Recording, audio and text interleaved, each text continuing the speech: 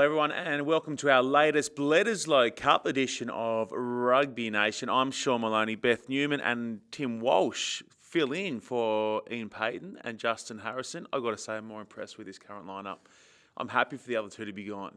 Yeah, it's a big week. You've got to bring in some big guns, don't you? That's right. That's right. Goog and Pato are over in Perth already getting it all done on the ground over there.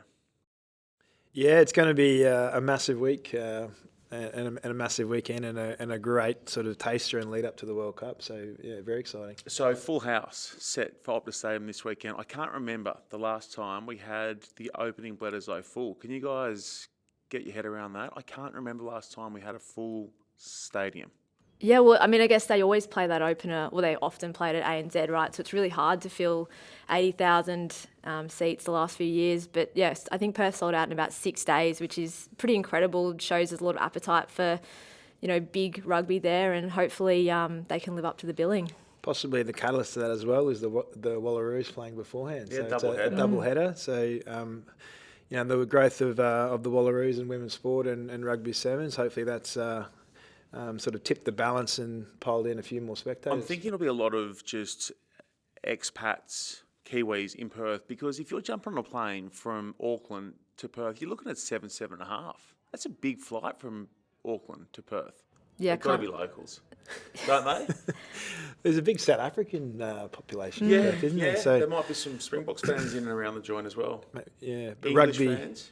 rugby mad. It'll look great, and the matchups are looking tasty as well ahead of the weekend. Some big news this week with Jordan Bottea rejoining the squad. We haven't seen him after the injury he suffered through Super Rugby. It was early part of Super Rugby, Yeah, wasn't I think it was against the Crusaders, round 3. Did that Liz Frank injury in the middle of your foot. Bit of an awkward one. Is it a Liz, think Liz Frank? Liz Frank? Liz Frank? Is it Liz Frank or Liz Frank? I got no idea, mate. How do you? It's know in your Liz? foot. Okay. Only because of Jordan Bottea. That's how I know it. So is it? I thought it was a Liz Frank, A but Liz I Frank, did. there you I go. saw what you did there. The Liz. I thought Frank. it was a 2-word situation. It's one word. Okay. But whether the S is the Z or the S. You know how they sometimes they name like injuries and that sort of stuff after people? Yes. Liz Frank. Okay, so What would they name an injury after you? I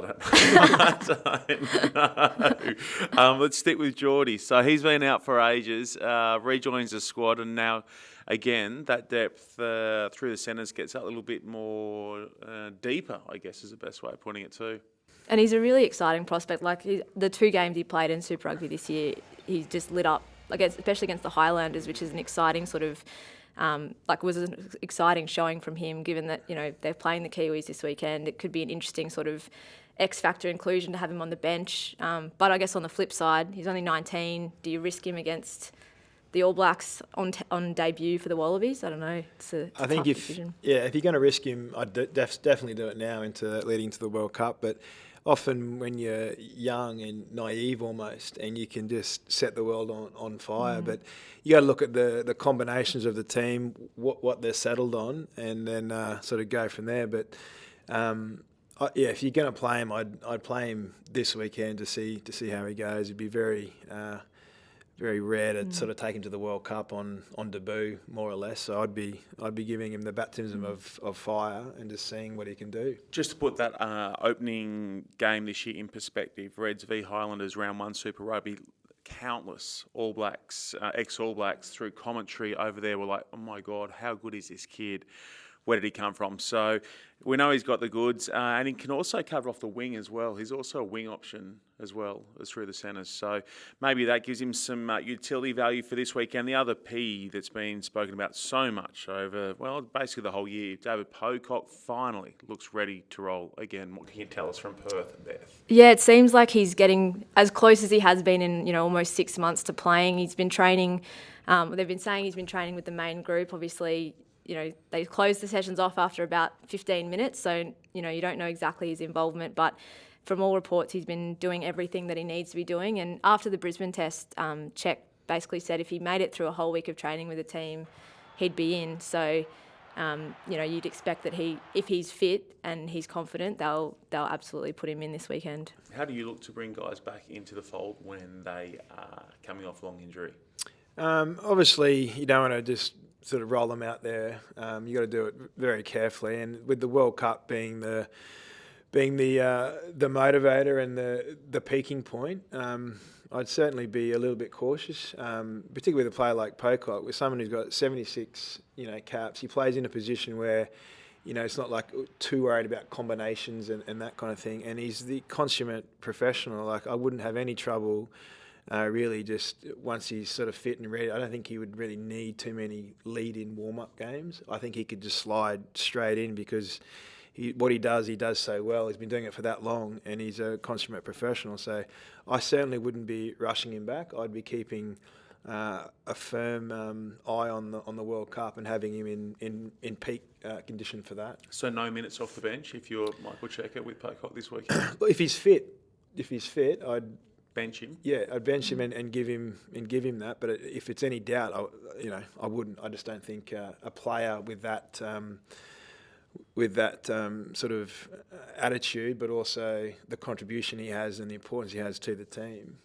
He's not like a Patea or someone who's got a handful of caps where they're going to need it. I don't think he needs it. And for one, who he is, and secondly, the position he plays.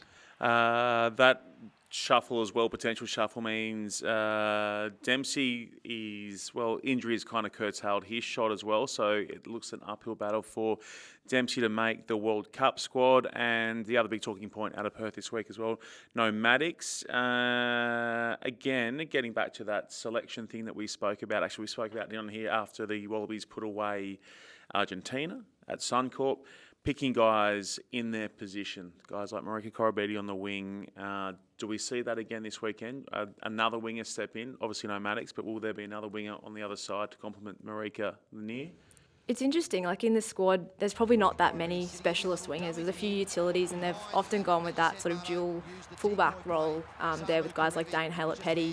But they really got found out there against South Africa particularly, and it's a really interesting thing that now they've kind of moved away from guys like Stefan Iavalu, Jack Maddox, and guys who have shown that they have that sort of X factor on the wing. So you'd think Marika definitely will get a shot this weekend, but that other wing spot, there's not too many guys that are really kind of putting their hands up as specialist wingers, so it'll be really interesting to see what they do there. Who do you think Dane Haylett-Petty goes back in for another shot to redeem after South Africa? Or does Hodge stay there? I reckon Haylett-Petty will get another shot. I'd love to see Jack Maddox out there. I think he has that X factor. He scores tries, and then if you're sort of chopping and changing and working out who's the best, it sort of depends on who you're playing against as well, and being under the high ball or you're the guy who you're matching up against. But I just think Maddox knows how to score tries. On the preparation front, they've been based at the Wacker ahead of their game at Optus Stadium, which will host a test match for the first time. Just saw some of the pictures the other day. It'd be fun being out the Wacker, eh? Just imagining coming with a Freo doctor at your back, steaming in like Mitch Johnson. A few cracks on the wicket. Merv. Yeah. Who else would you like to be? Tomo, just charging in. You wouldn't be able to help yourself, I don't reckon, if you're a cricket nut out there. Terry Alderman, surely, with a few cracks on the wicket. Just hooping it around a little. Yeah, it'd be good fun. It'd be good fun at the Wacker. So they look like they're in good shape, the Wallabies, ahead of this weekend. Their opposition, obviously, the All Blacks for Bledisloe 1. Mo'unga and Bowden pairing, working. Yes or no, the 10-15 rejig? Look, I don't know. It's one of those theories where if it's not broken, don't try and fix it. But I think there's such world-class players. You want the best players you have on the field, and that's, I think, look at the Wallabies, is that you're sort of playing out of position, but it's a pretty simple game plan that New Zealand have, and you want the best players out in the field. So that's sort of the theory or the strategy that they're taking, and I don't see it not working, but there's always a lot of coaches are always big on stability and cohesion, and then you play out of position, whether it be a mental thing or not, that the cracks could appear, and maybe that's what they're trying now. And if Bowden was injured in the World Cup, who's going to be there? So they're probably trialling a few different things as well, but I'm a big one for getting the best players on the field, and if that means they're out of position, then they've got to be adaptive and be able to do it. 10-15 this weekend for the All Blacks. Had them against the Springboks 2 weeks back. Deliver a draw over in New Zealand. What do you think the Wallabies may have taken out of the game against, or rather watching on from the sidelines, seeing SA up against NZ? What do you guys think might have been some of the little tidbits that jumped out to help them potentially get a win this weekend? Well, they definitely look like the All Blacks looked rattled, particularly by the Springboks defence and that sort of thing. And that experimentation with having Richie at 10 and Bowden at 15, while it did work reasonably well, that's always something different, and it can be a bit of a vulnerability in a sense. That we don't like using the word vulnerable when we're talking about the All Blacks and that sort of thing. But if they're experimenting and still adapting to new combinations, that they might not know exactly what's going to come out of that, and so it kind of makes it a bit of a target for the Wallabies potentially. Yeah, I think the Springboks are, they're a team, a very physical team. They have a unique style, I guess, in that they're bigger, faster, stronger. And very abrasive, and that's what you get when you play against the Springboks. And whether it's not the Wallabies can't or won't do that, but it's certainly their tactic. So trying to do what they do probably isn't the right thing. I think we got to rely on our skill and being smarter, and then that Aussie grit. But you certainly don't want to replicate things, but hopefully you can pick out a few little cracks and then go from there. Well, let's stick with the Springboks. They take on Argentina in Salta this weekend for a chance to potentially claim the Rugby Championship, depending on what happens in Perth. Yeah, they're underfed on the way through. Which way do you guys quickly think that one is going to fall? I think South Africa have shown first 2 games they've got probably the deepest squad in the championship, and I reckon they'll probably get the win pretty easily over there.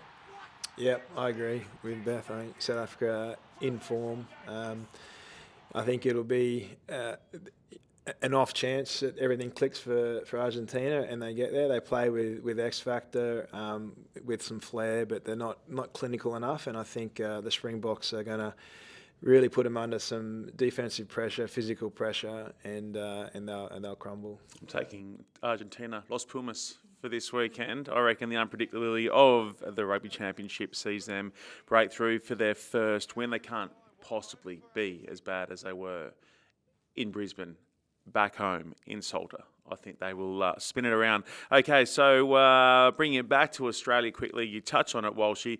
The doubleheader on Saturday afternoon sees the Wallaroos taking on the Black Ferns over there at Optus Stadium. We saw it last year. The gap narrow massively between these two sides. How close is it going to be on the weekend? Yeah, it's always hard for them. It has been hard the last couple of years for the Wallaroos coming out of the gate and playing the best side in the world by a mile for the first test of the year. But now they've had the 2 tests against Japan and to play against the Black Ferns with that under their belts, and have actually trained as a squad for a couple of weeks, which doesn't sound like a big deal for a lot of professional athletes, but is a really rare chance for them. They should be in the best position. I think they've said that this week, that they feel like they're in the best position ever to compete with and beat the Black Ferns potentially. Yeah, I think 100%. It's a big deal. Preparation breeds confidence. Preparation breeds stability and cohesion. They're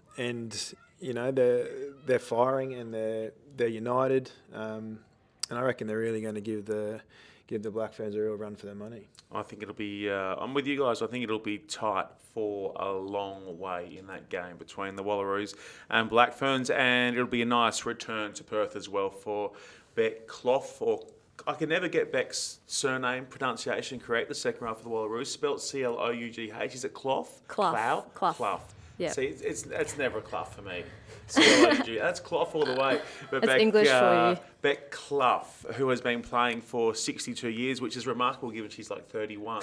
It seems like it's been that long. She's a veteran of Australian women's rugby, and she'll have a chance to rumble around on Saturday night, and she'll be one to watch alongside, well, there's a bunch of them. We can't go through them all, but it'll be a cracking way to get rolling into the Bledisloe. Other test matches to play out across the weekend. The Northern Hemisphere kicks into action, and I'm thinking the biggest game to come from up north this weekend to give us a line on the World Cup. England v Wales.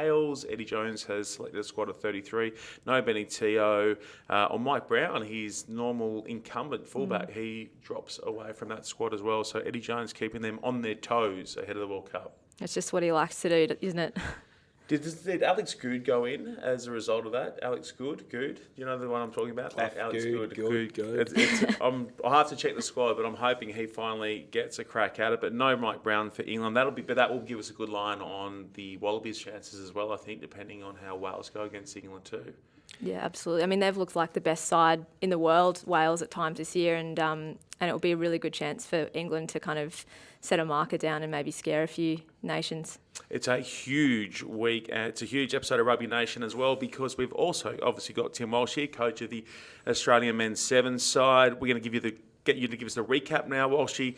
You can rapid fire through these ones if you like. The women's side, your former team, they've been to Japan. What was cracking over there?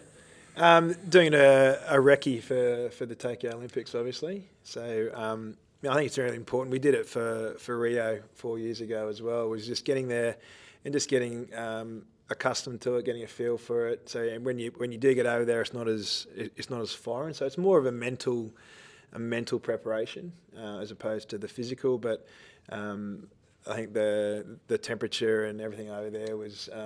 Obviously, what it's going to be at the Olympics, so they get a bit of taste of that. But it was certainly just a mental preparation and familiarity with Tokyo. I was with Emma Tonagato last Friday. Last Friday was a year to the day from when the gold medal game will be held next year. I was in Tokyo. She was saying the girls, Emma didn't do the trip over there, but said the heat in Tokyo last week was insane. So humid. Like worse than Sydney. Yeah, Johnny Manenti was saying, I think it was 84% humidity, 32 degrees. Like that. I'm from Queensland, and that's, still Is still that tough. like Rockhampton, Bundaberg type humid? Yeah, maybe even higher than that. I'm not sure. Tropical North Queensland style. Okay, the tip, all the way up there. Yeah.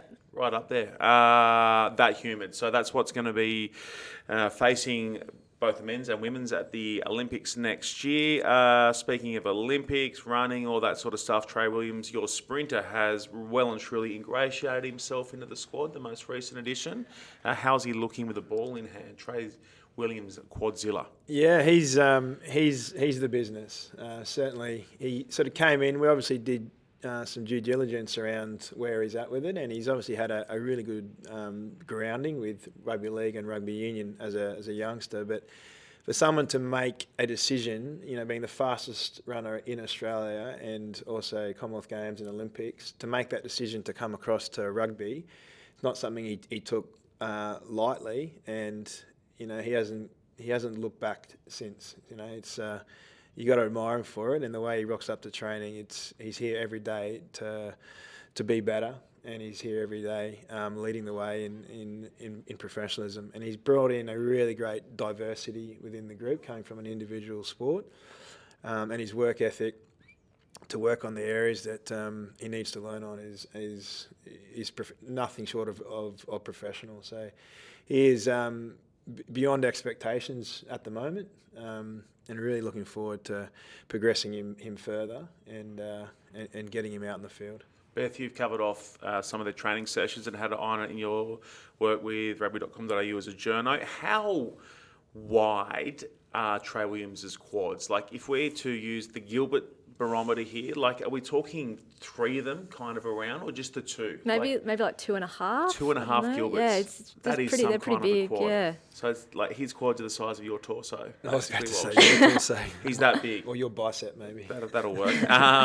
Looking forward to see how he goes. Rod Davies joins the squad now as well. It's great to have Rocket in there. We saw him last year in a couple of events before getting injured in Vancouver from memory. That kind of curtailed that. So he joins the squad. You got pace both sides. You're going to need it come the Oceania qualifiers for the Olympics. November is when that rolls around. It's shaping up as a match in 2 between you guys and Samoa. Correct. Yeah, we're not going to disrespect any of the other opposition, but if current form is predicted, then it should be an Australia Samoa tournament. But I remember 4 years ago I was coaching the men's team and Samoa lost to Tonga, and we ended up playing Tonga in the final. So every opposition with respect, because everyone's playing for a dream shot at the Olympics. But it is going to be an incredible tournament. I think it's going to come down to the wire. That's just after World Cup, isn't it? November 8th. Yeah. Okay. That's a good, 2 months plus change coming up for Aussie rugby fans. On the club rugby front, we'll rattle through these because we're going to tick off each of the hotspots for club rugby around the country. Brothers beat Jeeps to qualify for the grand final, so Brothers booked themselves. They've been one of the form teams all season long. UQ rolled east. The Tigers went down, so they will now play Jeeps in the prelim final. Down in Canberra, the Royals, they go through. It's a huge result, rolling the Vikes. Yeah, massive, because the Vikings I think they had 2 Super Rugby halfbacks, a bunch of other Brumbies players, and capped Wallabies. And yeah, the Royals just showed that the champion team beats a team of champions, that old line. I know not much of the John Dent, but I do know that people love to see the Vikings get rolled. That's kind of a thing. Like Sydney Uni up here, it's kind of just a thing, you know. That's the way it is, and it's the way it always will be. In the other one, Uni Norse, well, they moved ahead without David Pocock, and they'll take on the Vikes in that prelim final in Sydney. So 6 teams go through in the Shoot Shield in Sydney. Uni leapfrogged the Rats after they got popped by Southo's down at foreshore. You don't want to be under foreshore last round of the year. Like they were so up for under the power lines. And the students, as a result, go top after Rats went down. In fact, I think the Rats slipped back to 3rd after losing that game. That's how tight the Sydney Shoot Shield competition is this year, which leaves us with a run of finals that look like this. Sydney Uni take on Manly. Warringah v Norse will be spicy up at Rat Park. And the last one is repeated. These 2 went at it last week. Eastwood v East, and East surprised Eastwood with a big win in the end. So that's going to be interesting to see how the Woodies bounce back against East, who've got a good team. They've got a very strong team. Matt Mason get him around the park. Yeah, a bunch of, I think Ryan McCauley's in their second row as well, Tom Stanner 4th. I think Buchanan's in there as well at 8. Alex Newsom's in the mix somewhere. Yeah, I think he's a winger, centre, fullback. You know, East might be a smoky Walshy to go all the way this year. I like to see the Beasties. That, yeah. Beasties up against the Woods. Woods always good come finals time though. They know how to close it out at the business end of the year. And down in Melbourne, we'll see a run of semi-finals this weekend that have Melbourne up against Quins, Box Hill taking on Melbourne Uni. I'm a massive Quins fan. I'll be cheering them all the way, guys, just so you know. Before I let you go, tips for both Wallaroos and Wallabies this weekend. Okay, well, I'm notoriously bad at tipping, but I reckon the Wallabies by 3 and probably the Black Ferns by 10 or 15. Did you just redo your tip from like earlier today, where you had New Zealand winning by 7? I think you've just had a 10 This is what point I mean. earlier. Well, you can't do that. You can't go one way like 10 minutes ago, then swing it back hedging your bets. Sure. So you've got the double. Or have you got? Who have you got? No, sorry, I reckon blacked that the out Wallabies. after you changed the first one. The Wallabies, I reckon, by 3 points. Yes. And then the Black Ferns by 10 or 15. Okay, gotcha. I had Wallabies by 3, 24-21. Okay. And Wallaroos by 2, 19-17. I'll go Wallabies and Wallaroos both win by 1 in just grinding games, like just to take it down to the mat and just wrestle it out for the full 80 across both, and both green and gold on both fronts win, and then have a big night out at Northbridge in Perth. Sensational. Sensational. You guys have been awesome today. Been great having you in here. Just terrific replacements for Ian Payton and Justin Harrison. I think they will struggle to get another start on Rugby Nation if you two are floating around. Beth Newman, Tim Walsh, I thank you for your time, and I thank you for watching as well. We'll see you all again next time right here on Rugby Nation.